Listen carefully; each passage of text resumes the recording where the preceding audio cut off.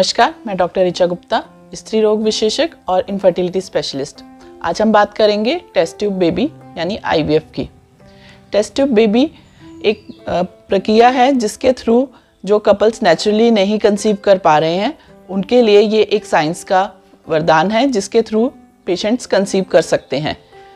कौन कौन से पेशेंट हैं जो इसका लाभ उठा सकते हैं? जैसे कोई पेशेंट जो 2-3 बार IUI करा चुके हैं पर वो IUI सक्सेसफुल नहीं हुआ है, वो पेशेंट्स या नले बंद है या अंडे की बनने की क्षमता कम हो रखी है या आदमी में शिशाणु की कमी है या बिल्कुल नील शिशाणु है, ऐसे पेशेंट इसका फ़ायदा उठा सकते हैं।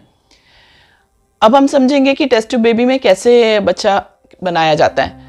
देखिए, उसे जानने के लिए पहले हमें नॉर्मल का थोड़ा आइडिया होना चाहिए। एक औरत में हर महीने एक अंडा बनता है, वो 14 दिन में वो अंडा मैच्योर होता है। उस समय अगर औरत आदमी से मिलती है तो वो शिशाणु और अंडे के मिलन से भ्रूण बनता है, बच्चा ठहरता है और प्रेगनेंसी ठहरती है।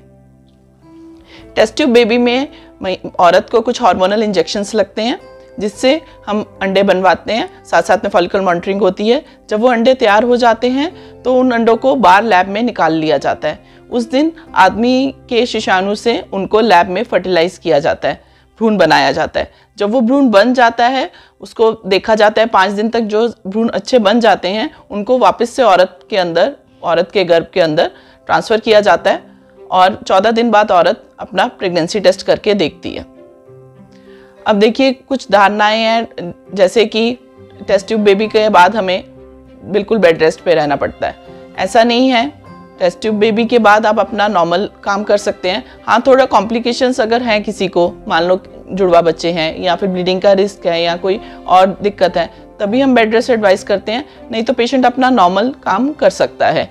और शुरू के 3 महीने कुछ इंजेक्शंस और प्रेगनेंसी सपोर्ट के लिए कुछ हार्मोनल दवाइयाँ चलती हैं, वो ज़रूरी है। उसके बाद नॉर्मल प्रेगनेंसी की तरह ही, अगर कोई दिक्कत नहीं है, कोई भी कॉम्प्लिकेशन नहीं है, तो पेशेंट अपनी नॉर्मल प्रेगनेंसी की तरह अपनी प्रेगनेंसी कंटिन्यू करता है।